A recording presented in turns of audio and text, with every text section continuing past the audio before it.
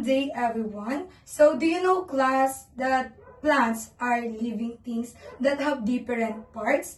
So, in this discussion, we will explore the main parts of the plant. So, ano nga ba yung main parts of the plant? So, nandyan yung roots, stem, leaves, fruits, and also the flower.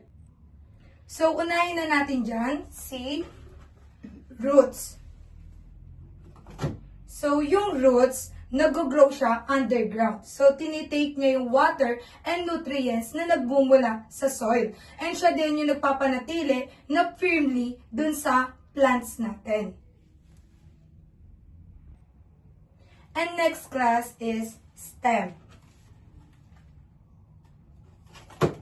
So, si stem holds up the plant. So, siya yung nagke-carry ng water and food between the roots and leaves.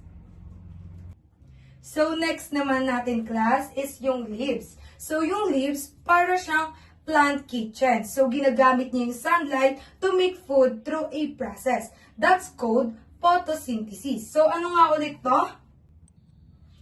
And next naman natin is si fruits. So, si fruits, yung pumoprotekta sa seed. And siya din yung tumutulong to spread them around.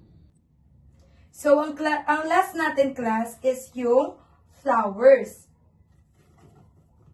So, flowers help plants to make seed para makapag-produce ulit ng panibagong plants. So, ngayon class, sa bawat part na to is nag-work sila together to keep the plant healthy and help it grow. Thank you for listening. Hope you enjoy our conventional materials.